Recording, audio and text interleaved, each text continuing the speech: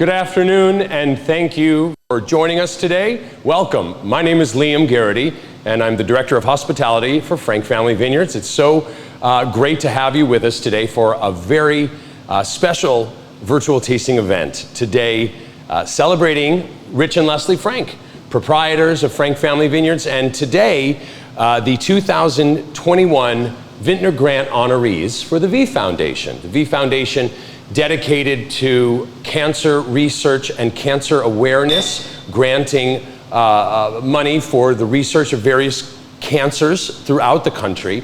We're very lucky to be joined by the producer and host of the Behind the V series from the V Foundation, Amanda Harris, who will be talking to Rich and Leslie about that wonderful recognition as the Vintner Grant Honorees this year. While we share a little bit of Frank Family wine today. Also joining us, our favorite chef here in Napa Valley, Chef Christina Machamer, who will be showing us how to use and how to incorporate one of our favorite summertime ingredients, tomatoes. Tomatoes of all kinds, heirloom tomatoes and others. Such a wonderful ingredient to use in the summertime, so fresh, so delicious. I'll be talking a little bit about some of our favorite Frank Family wines to pair with tomato dishes, as we talk and discuss and learn a little bit more about the V Foundation, about what they're doing for cancer research, and about how Rich and Leslie became involved in this wonderful, wonderful foundation. Amanda, great to see you. It's great to see you too, Thank you for joining us today. So much. And Rich and Leslie, of course, thank you for being here. Happy to be here. Thank you, Liam. It truly is an honor. And for those that aren't familiar with the V Foundation, it was started by Jim Valvano in partnership with ESPN in 1993. Since then, we've actually awarded over $260 million in grants nationwide. We're so excited about that. 118 of that has actually come from the V Foundation Wine Celebration. And again, just so honored to be here. And Rich and Leslie, you guys have been longtime supporters of the V Foundation. You're part of our V family, and we are so honored that you're our 2021 Vintner Grant Honorees this year. To start off, you've selected lymphoma as the focus of your cancer grant, and I know that that's an honor, Rich, of your mother, Edith. So to get started, if you could tell us a little bit more about Edith and your story and the reason behind this selection, that would be fantastic. Terrific, thank you. And we are honored, and thank you for giving everything us this you honor, do. yes. And what the V Foundation does. My mom was what you would call in the old days, from watching the old TV shows, a stay-at-home mom who probably worked harder than people who went to work. She controlled the family and everything in and around it. And in her spare time, was into starting and working with various charities all over Long Island, where we grew up. And she found out, example, early on, like one of her dear friends, Zelda Grossberg, came down with leukemia, and she started a whole foundation to support money for that. And as would be later on in life, she got ill, and we found out it was brain cancer. A rare type of very lymphoma rare that type. led to brain cancer. And in those days, they used very aggressive treatments. And when they did, it ended up causing her to lose the executive function of her brain. So she lived the last number of years of her life really just sort of being there and not being able to focus on much was happening. But she lived till her last days with my dad, laying next to him every night at bed, going to sleep. So it was bittersweet. She was a wonderful woman, very charitable, raised us all really well, and it's great that we can honor her. We tried to honor her with the Lady Edith. Yeah, the sparkling wine we're going to taste today. Yeah. But it's so nice of you guys to recognize her also. Right. And we appreciate the opportunity as Vintner Grant Honorees to be able to honor Rich's mom, my mother-in-law. She lived till she was 94 years old, and while I didn't have the privilege of knowing her when she was younger and healthier, she still, even in her later years, was just such an inspiration to our family. And your mom ruled the roost, and she to put it mildly. She ran the household. Now your dad, he was a tough cookie too, but it was Edith who ruled the roost, and you know, she obviously raised a fantastic son, two fantastic sons, Rich's brother Bill, and she was just a wonderful woman, as Rich mentioned, very charitable. We are so happy that we can pay tribute to her through fundraising with the V Foundation this year. And of course, we do it every day through Our Lady Edith Reserve Sparkling Wine. Absolutely. Thank you for sharing that story. And obviously, her legacy of charitability and passion for philanthropy has clearly come through you, Rich. And Leslie, I know your background as well. One of the things I would like to notate, obviously, and thank you so much for, is the Give Back program. Not only the Give Back program, but you're hosting one of our dinners for the V Wine celebration. It's going to be our exclusive humanitarian and founders dinner. So invite only. We're so excited for that one as well. But if you can let us know a little bit more about the Give Back offer with the wines that we're trying today, that'd be wonderful too. So the give back offer is 25% of the proceeds of the package that we have put together for the V Foundation for this virtual event, and that is available on our website at frankfamilyvineyards.com.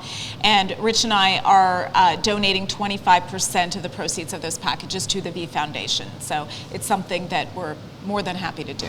It's so incredible. We can't thank you all enough. We know that you've been so generous. I feel like with that, we should even do a toast to your generosity. We should toast to Lady Edith. Yes. And Liam, tell us about Sure. this amazing wine. Well, cheers. Cheers to Rich and Leslie. Cheers to Amanda. Thank you for joining us. Cheers. And cheers to Chef, my partner today. And cheers to you all. Thank you. Thank you for joining us. And again, thank you for participating in our support of the V Foundation by purchasing this package of 3 very special wines today. I want to take a minute to introduce the 3 wines that we'll be sampling today, and then talk a little bit more about the Lady Edith. So that'll be our first wine. This is the 2012 vintage Lady Edith Frank Family Vineyards Reserve Sparkling Wine. We'll talk a little bit more about those terms in a moment.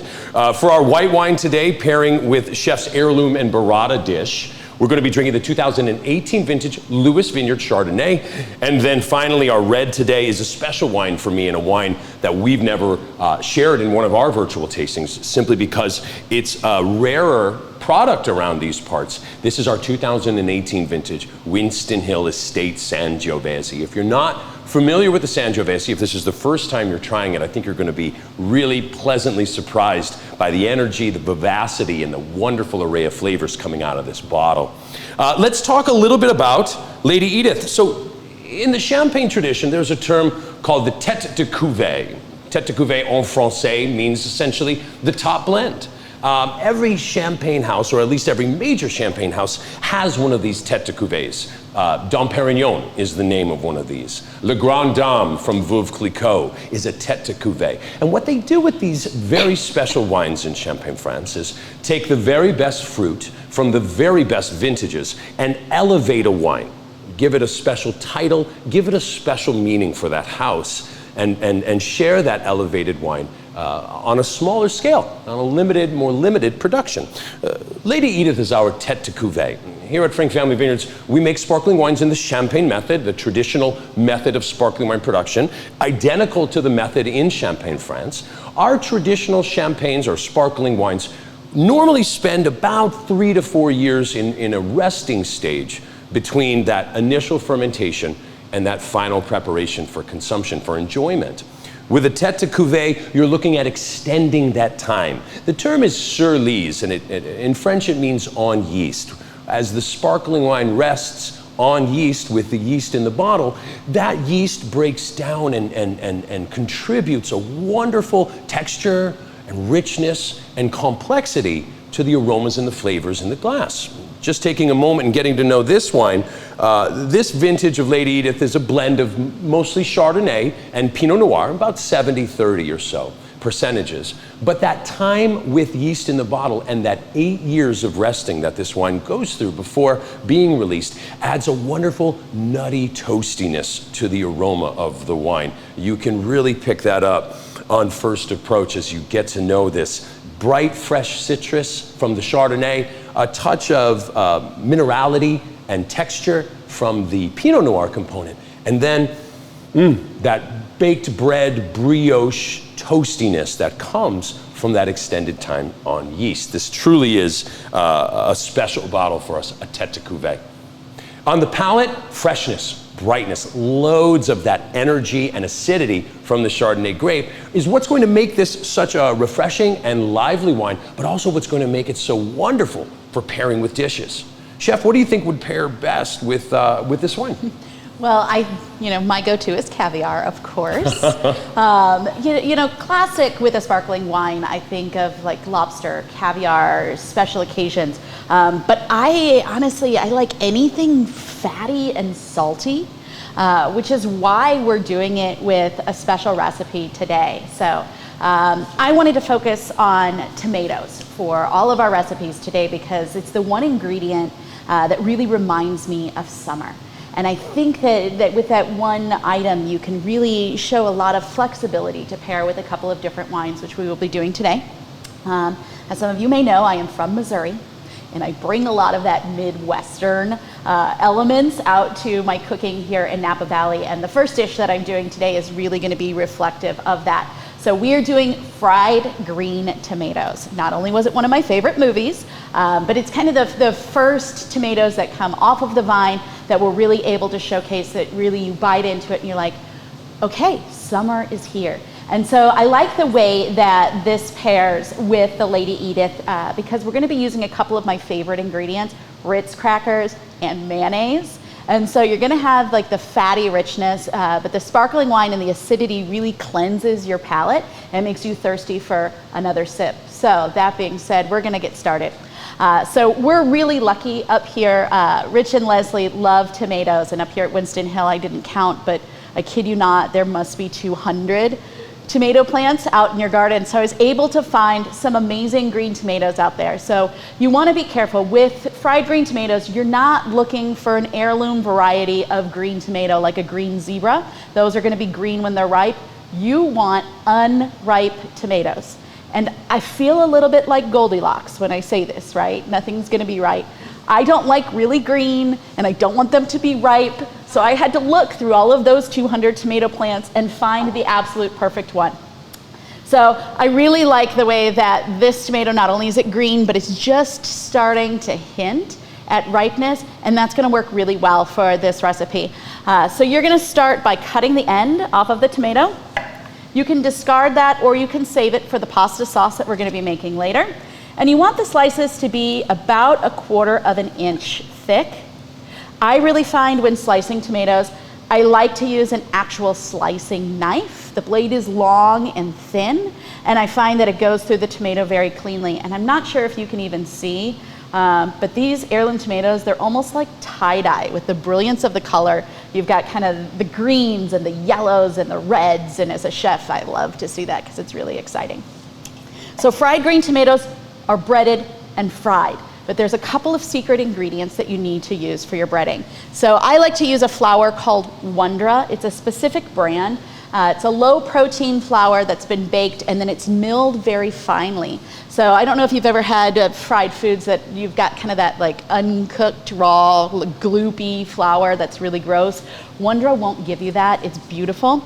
I season my flour, and this can be to taste, whatever you like. I usually always use salt and pepper, garlic salt, which I'm secretly obsessed with, a little bit of cayenne, some paprika, and I'll tell you the key ingredient to all of my fried food, including my fried chicken, I add just a pinch of sugar.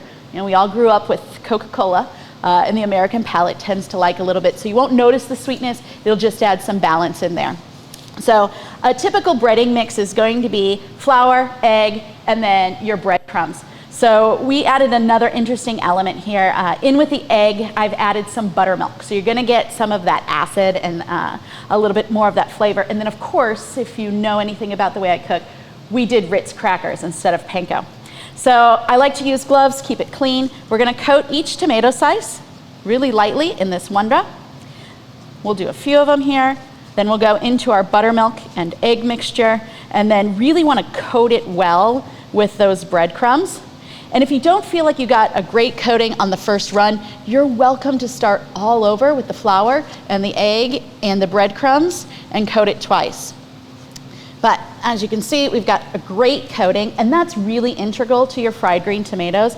You don't want the tomatoes to have the breading slip off or to be mushy. So I'm gonna bread some more of these, and then we're going to pan fry them. So you can use a deep fryer if you want to. I like to use a cast iron pan. Any kind of heavy bottom saute pan is gonna be great. Into that pan, I'm gonna add canola oil. You can use peanut oil if you want, anything that has a high smoke point, because we're gonna be frying these at about 300 degrees. If you really wanna be bad, add a little spoonful of bacon fat in when you're frying it. It's really, really delicious.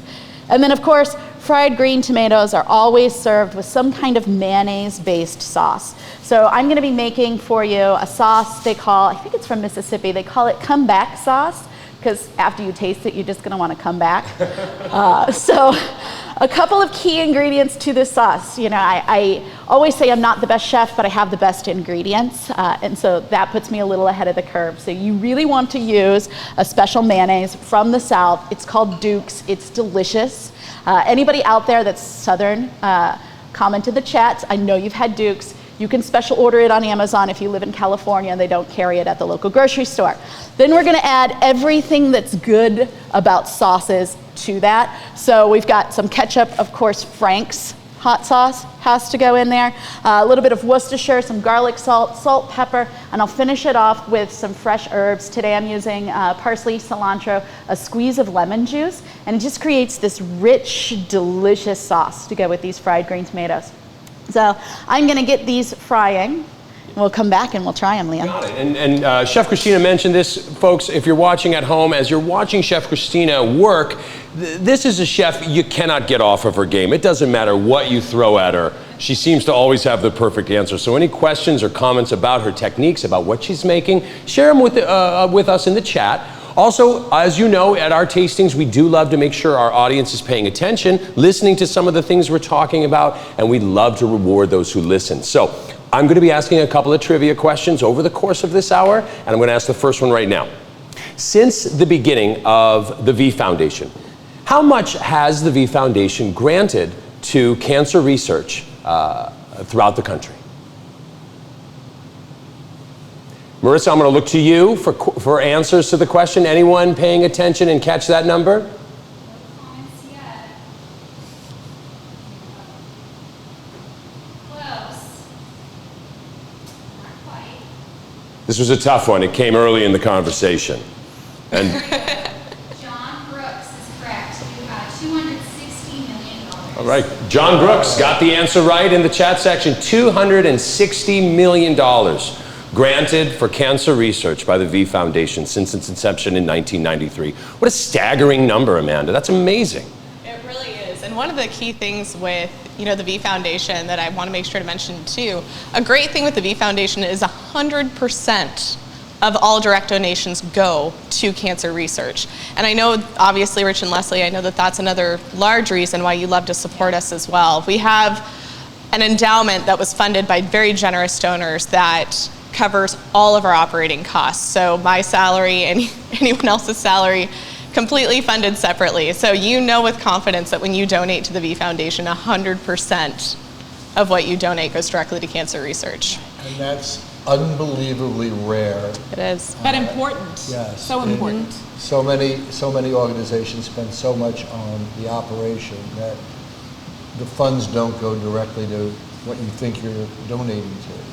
It's true, and another very important aspect of that too, we hold the highest rating, which is a 4-star rating from Charity Navigator as well, and we've held that for a number of years now. A key thing with that also is being able to manage those funds well. We have a brilliant scientific advisory committee that is made up of the top oncologists in the nation in their respective fields. And they come together and they're the ones that actually review every single grant request and proposal to make sure that we're granting the absolute best cancer research options out there.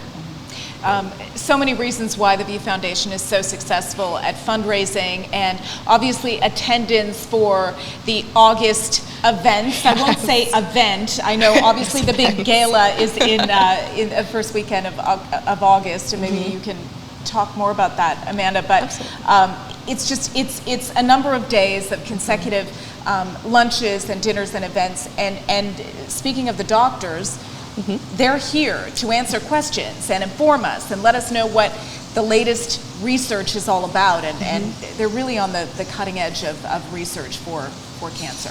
They are, and yes, you're right, absolutely. One of the things I always love to say about the wine celebration is it's not an event, it's an experience. Right. So it is. It's a world-class 3-day series of events. We have everything, obviously, beginning with the Humanitarian and Founders Dinner. We have several private luncheons as well, but then we'll also be doing an event up at Alpha Omega. We'll be doing a private concert up there with Andy Grammer this year, as well as later on we'll have Tony Award winner Christian Hoff. We have a complete award-winning lineup of entertainment this year. But again, like you were saying with the doctors, one of the best things that I personally, my own opinion, I'll say, I'm a bit biased this year. Our doctors, one of the things I love about them so much is we used to have them at separate wine events throughout Napa Valley on Thursday. And when we kind of stepped back and we kind of went a different route with that, it was really interesting. They came back and they let us know, we really want to talk to the people. We want to be around the people. So our scientific advisory committee does come out here and they genuinely love being with the people. They love talking, they love educating, and just connecting with everyone that's here. So now we're launching our annual Dinner with the Docs event that's going to be hosted by Sage Steele, ESPN's Sports Center anchor. And we'll be doing that also on Thursday evening as well. So if people want more information about this, where should they go?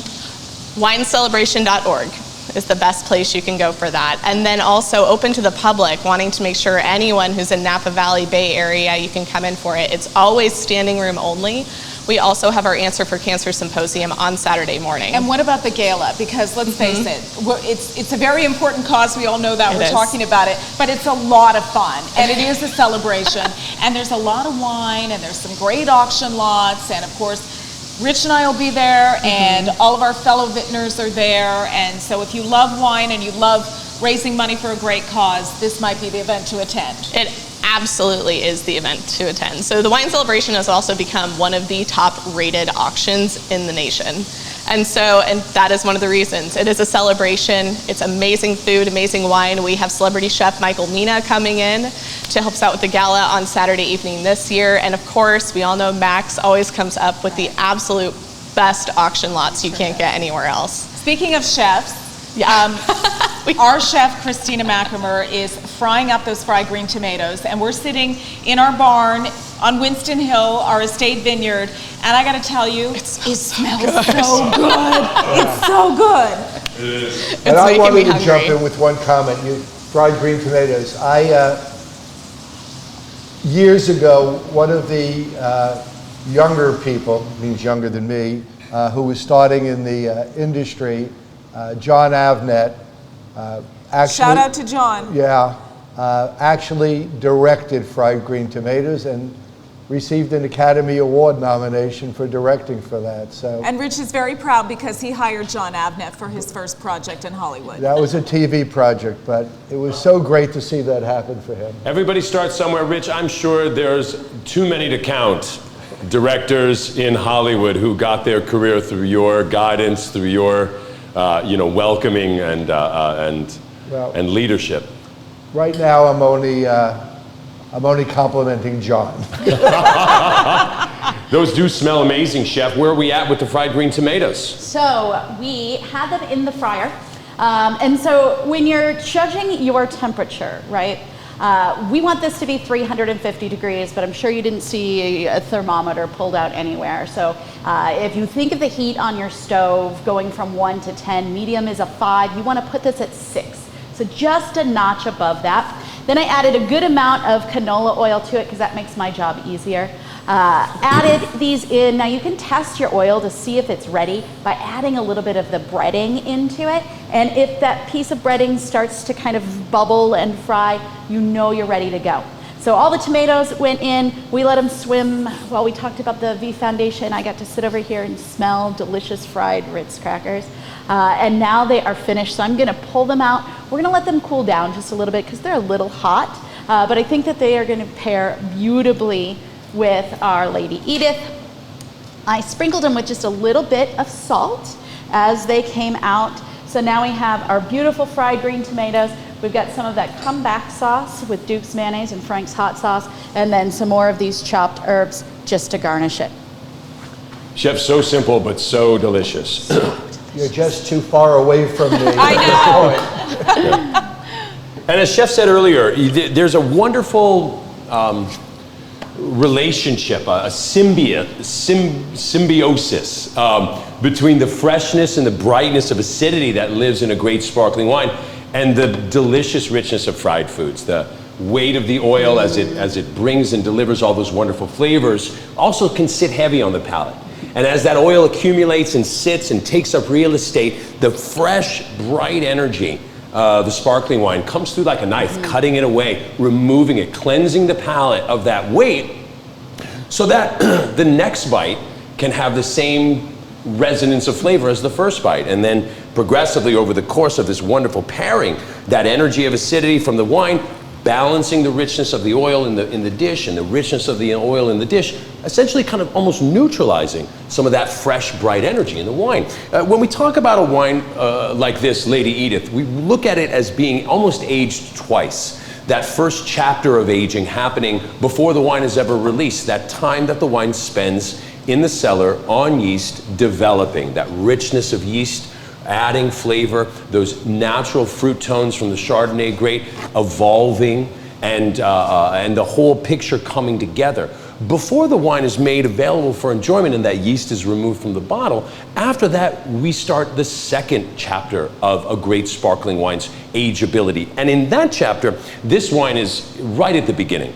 So on the palate, we get all of those wonderfully fresh, bright, vibrant, youthful tones of the Chardonnay grape, whereas aromatically, we got a bit more of that texture. I'm really excited with this wine today, but I'm also very excited to see how that second chapter builds out in a great champagne-style sparkling wine, where the fruit mellows out a little bit, the freshness settles down a little bit, and we get more of those wonderfully complex tones coming through and weaving together and presenting themselves in the glass. So in sparkling wine, when we say how long is it aged, there are two chapters to consider.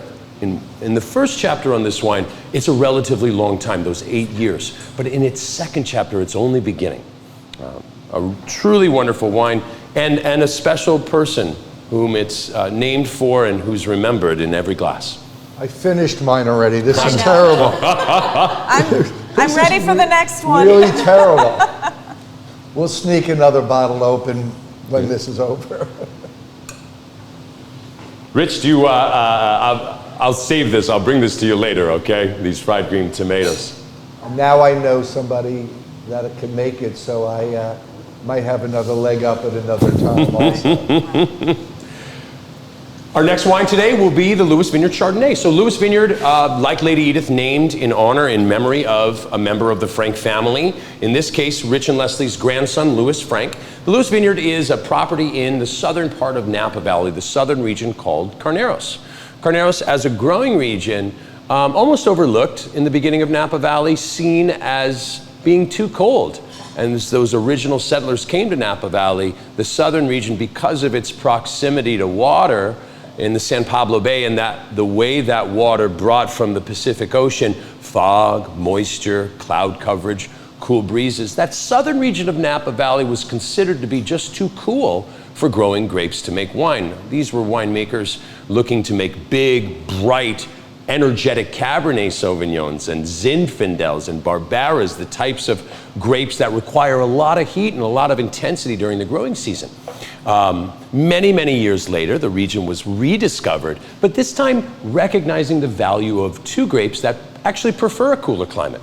And those are going to be Chardonnay and Pinot Noir. So our Carneros Vineyard, Lewis Vineyard, the ideal location for growing fruit from Burgundy, Chard and Pinot, giving it that vibrancy, that energy that we captured in the Lady Edith, but then also now adding another layer, oak tones. And a wonderful oak aging process on this wine delivers richness and weight with undercurrents of caramel, vanilla, and butterscotch to complement a riper, more, I would say, voluptuous fruit tone from the Chardonnay grape, leaning away from the citrus, more into the ripe stone fruit and almost pineapple tones that are coming out of the glass. This is going to be a fabulous wine to share with friends and family over the course of the summer, socially, casually, on hot days like we're experiencing here in Napa, but also a wine distinctly valuable in pairing because of its richness and complexity, being able to stand up to dishes that have a bit of weight themselves, which we'll see in a minute as Chef prepares our next course.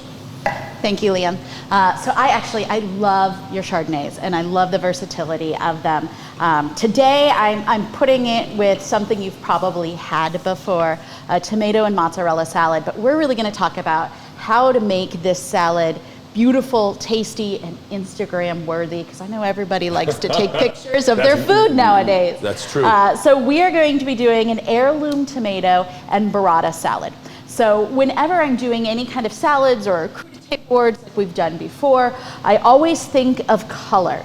So when you go to select your tomatoes for this salad, you're gonna wanna get tomatoes in a bunch of different colors.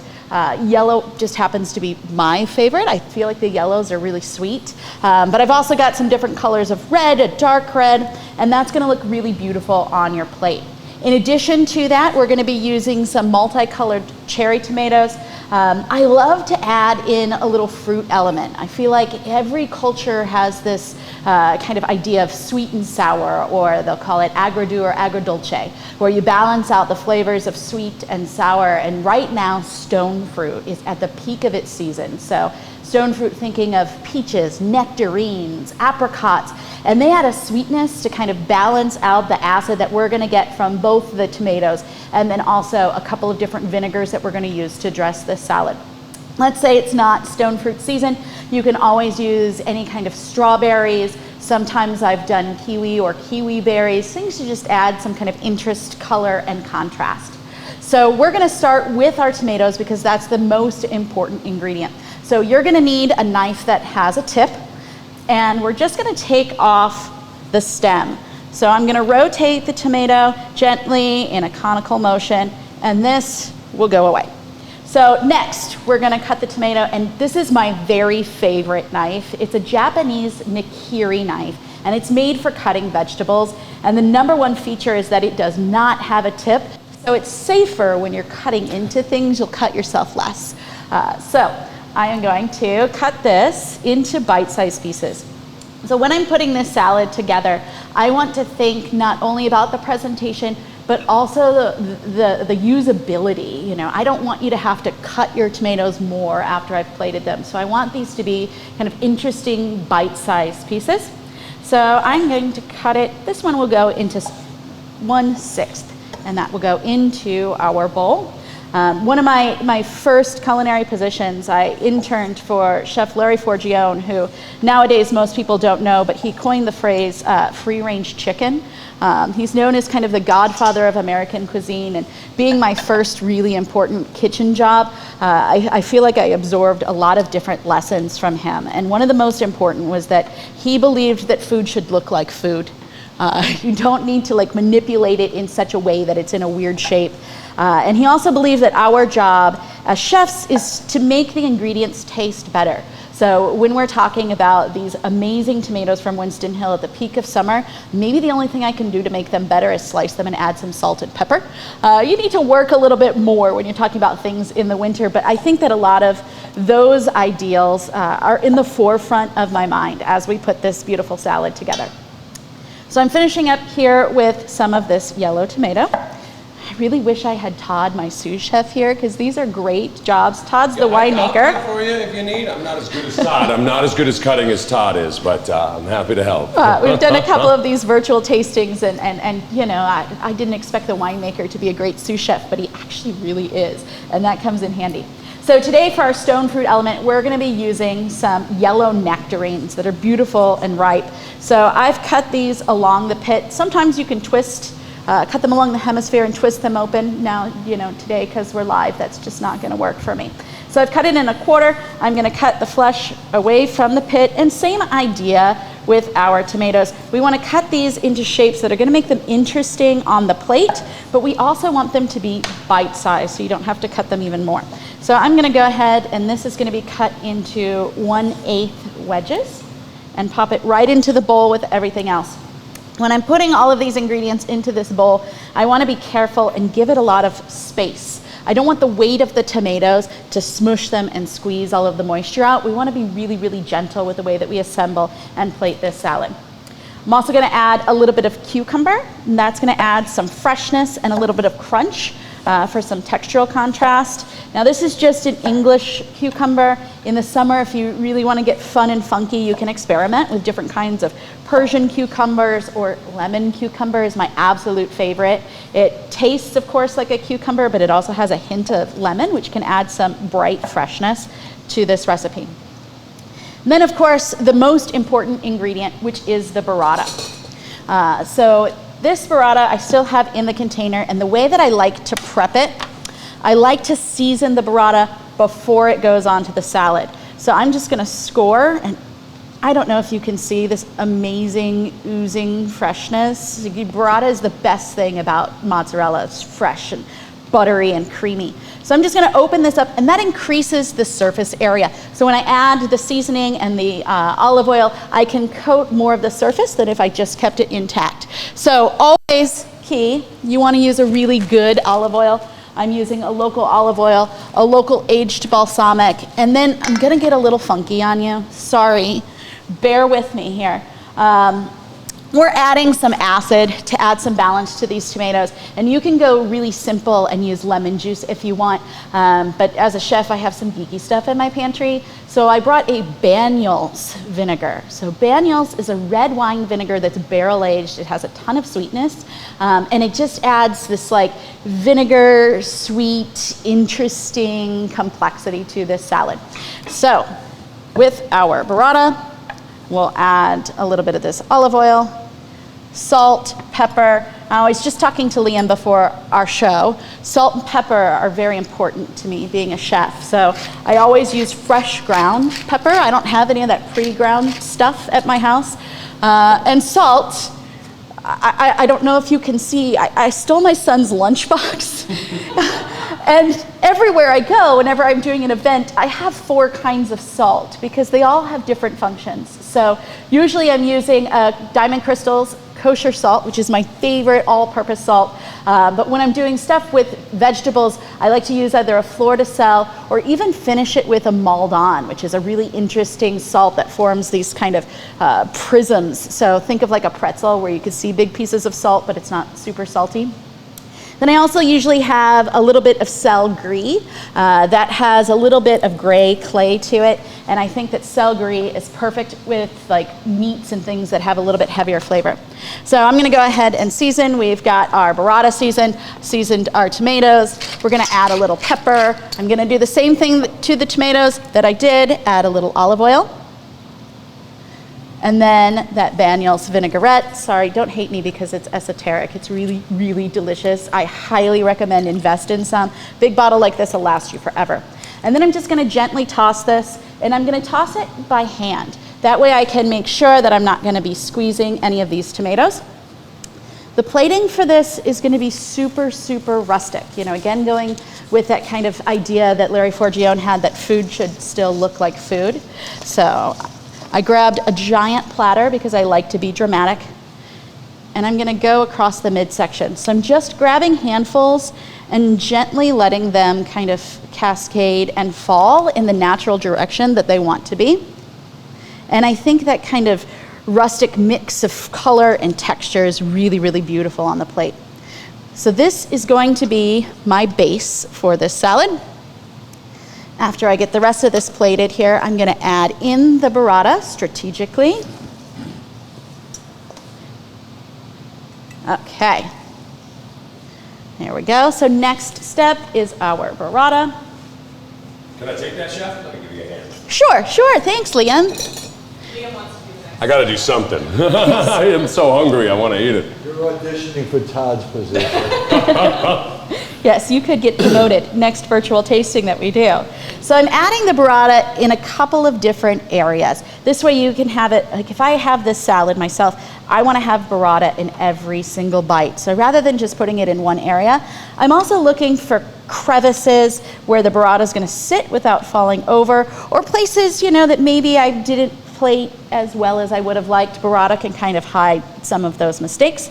Then we're gonna finish with a little bit of the garnish. So classically, I'm gonna be using a little bit of basil. And I usually like to take just the tops of the basil, so you've got the small leaves. That way you don't have to cut it down any further.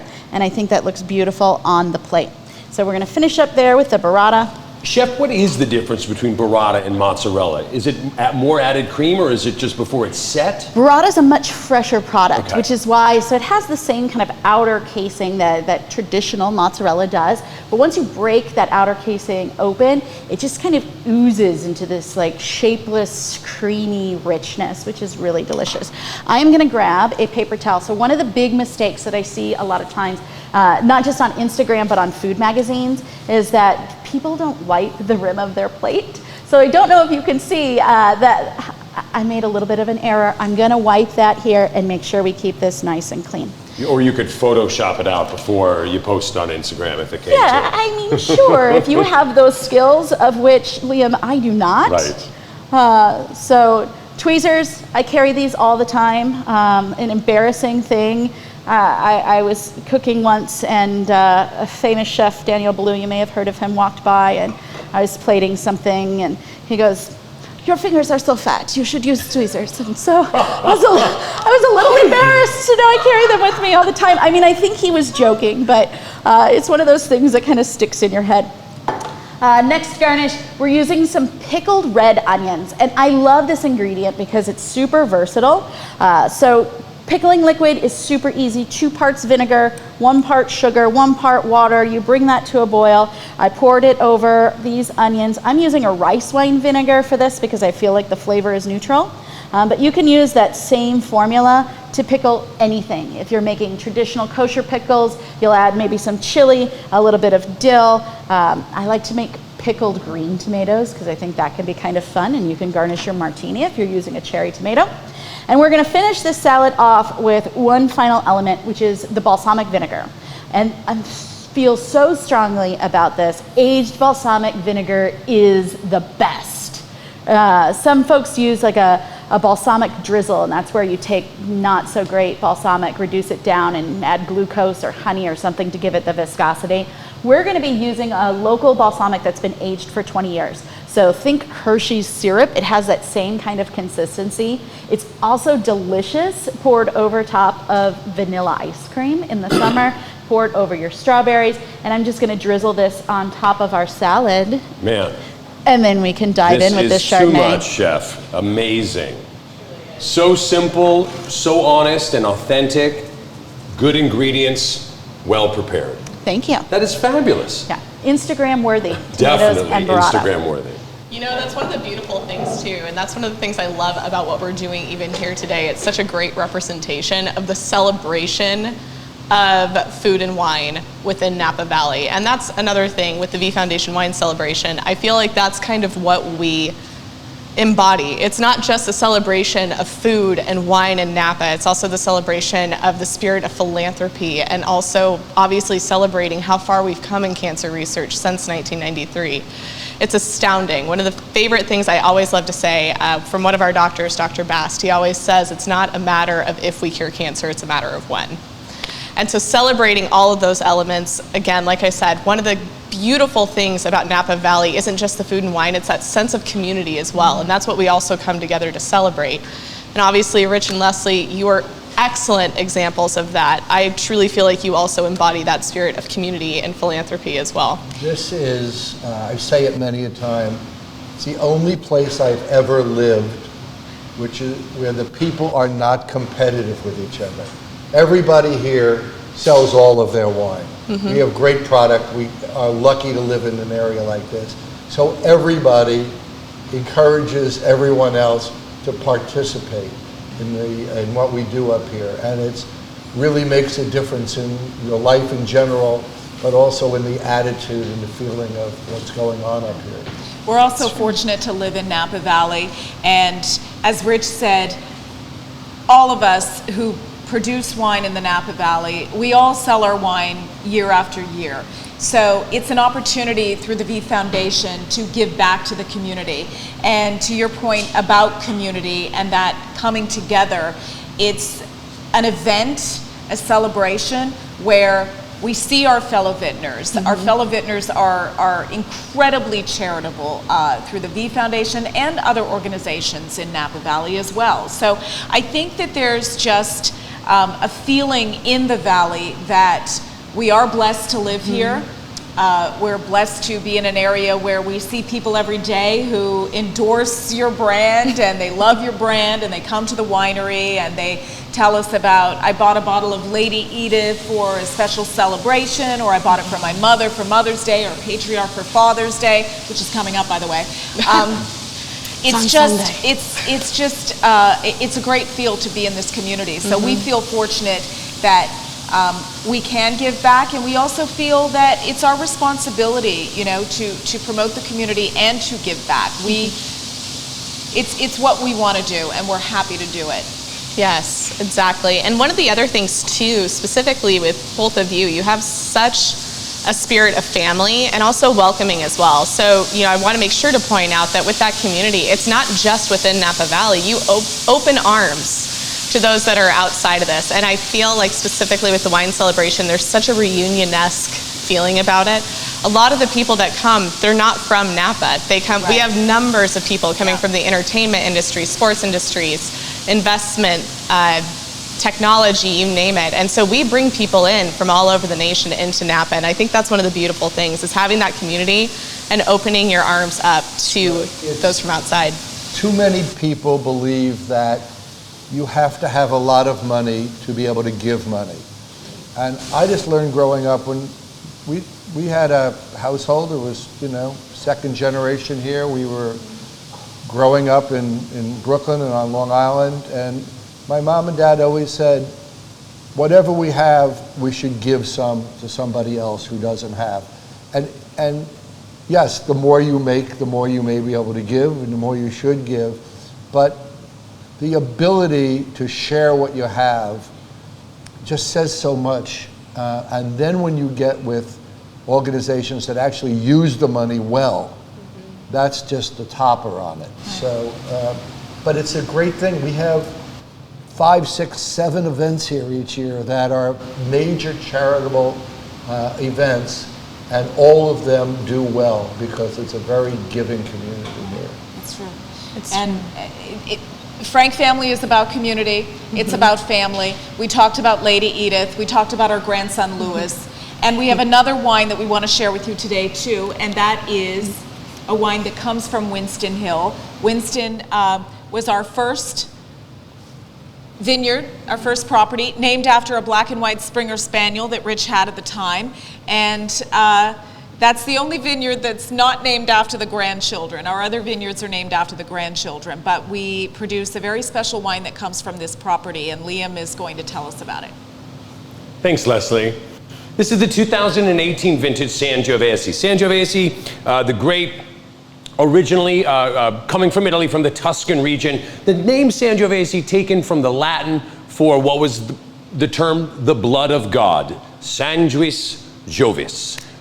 This is just a key into how important this grape was to the culture that produces the wine from this region. We grow a little bit of Sangiovese here in Napa Valley. A lot of people don't know that. Rich happens to be one of the few proprietors to have Sangiovese growing on his property.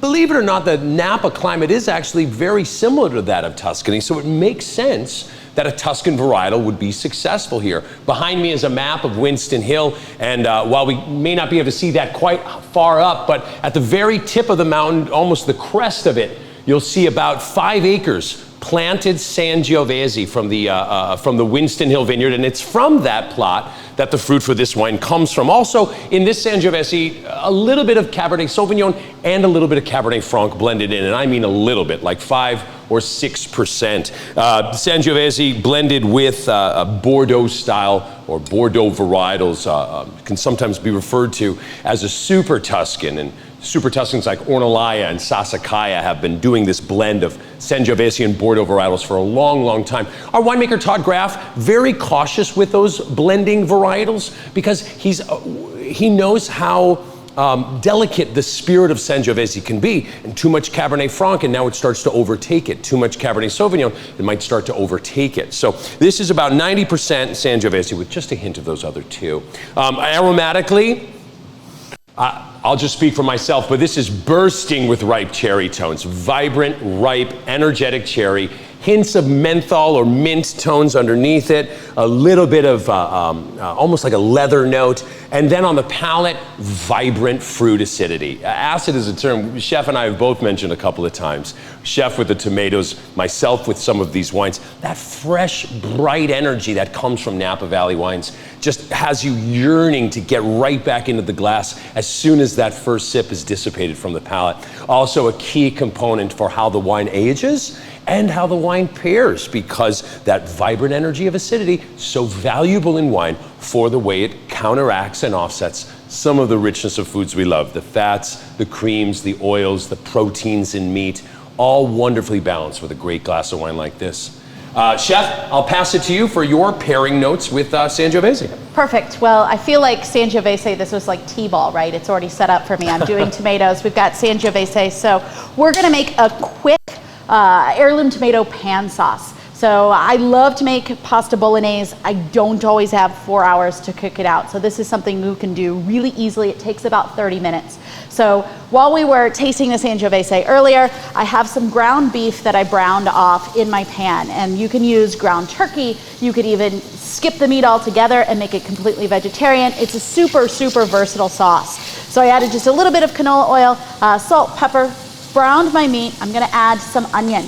And these I'm using are Vidalia onions. They come from a little spot in Illinois. They're sweet onions that really kind of represent summer to me. Walla Walla are also great, or in a pinch you can use a yellow onion. And I'm gonna use some of the water that's cooking off of these onions to deglaze my pan here. I've also got a couple of cloves of garlic that I've diced. That's gonna go in there. If you have any oregano, you can throw a sprig of oregano in here. And then I've got those heirloom tomatoes that I diced. So in with the tomatoes. The number one step for doing this, any kind of sauce or any kind of soup, is that you want to cook the water out of the ingredients. So we season it with a little bit of salt. That'll draw some of the moisture out. And then we just want to gently cook it until the tomatoes start to break down and get soft. Anytime you leave the water in, you're just going to dilute the flavor. So as the start of anything, if you're cooking off mirepoix for an ingredient or anything that you're doing to build a soup, you're going to want to go through that step. So after we have all the ingredients added, you can add, if you want, some red pepper flakes, which I think kind of add a nice spicy element to it. If you have any dried herbs that you enjoy, you can throw that in. We're going to throw a lid on it and we're going to let this simmer. Takes about 30 to 40 minutes. Now, since I'm not going to make you sit there and watch it by the power of TV, magic, I happen to have some that's already done. So this is about what the consistency of your sauce will look like after you've cooked it down for about 30 to 40 minutes. No carrots. No carrots. I did just onion. All so right. Carrots and celery I will use if I'm building I almost said a Bordeaux sauce, a bolognese sauce. But for this one, because it's quick, it's easy, we really want the tomatoes to shine through. So I am gonna add, I've got some fresh basil that I've cut into squares, and then I'm using a angel hair spaghetti for this. I feel like because this sauce is so delicate, we wanna use a noodle that's gonna be a little bit more delicate. So I've pre-cooked those noodles for you until they were al dente, which is Italian for the bite. You don't want them to kind of be mushy and break up, but just a little bit. We'll finish it off with some fresh basil. And I will cook this for you while we finish tasting the Sangiovese. Again, kind of the same core components, but three very different dishes. All honest, all authentic, all good ingredients done right. Such a fabulous approach to cooking. This episode has really been about generosity and philanthropy, and I'm feeling very philanthropic as well. I'd like to give away a $100 gift certificate like we do with every answer to every correct trivia question that we ask. And this trivia question harkens back to something that was mentioned earlier in our show.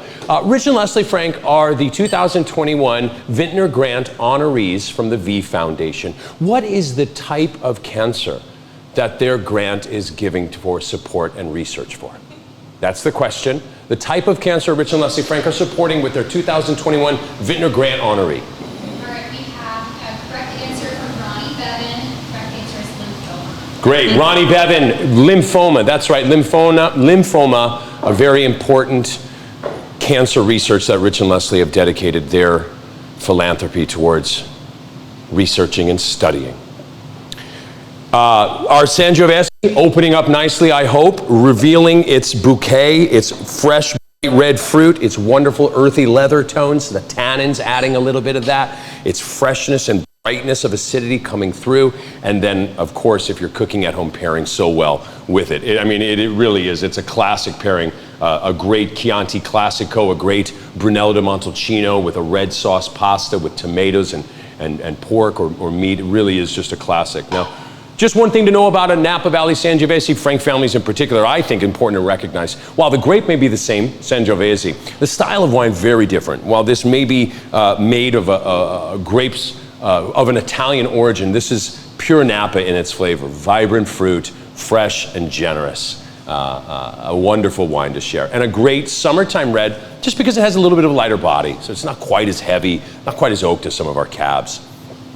Cheers, Amanda. Cheers. It's such an honor to be here, and honestly, I wish I would have known to bring my notepad. I would have been taking notes that entire time. Well, I will say that we will be posting the recipes, Chef Christina Machamer's recipes, on our website, frankfamilyvineyards.com, in the blog section of our website. And if you haven't checked out the blog section, it's pretty fabulous. You want to keep up to date on what's happening at Frank Family and learn a few things along the way. Every time I read the blog section, I learn a couple things. We're going to post this also. Yeah, we'll post this as well. If you have the email that you signed up for, registered for the tasting, the recipes were printed earlier, but in case you lost that email or don't have it anymore, deleted it, you'll find them on our website, frankfamilyvineyards.com. I just want to say one thing. The reason we've never done this before, you want to say, we only make what comes off of that little piece of land up there. So most years, 200 cases. Yeah, maybe 3, 4, 5 at the most ever. On a good year. And this is only sold at the winery, and it's generally sold out as soon as we announce it. So. Wow.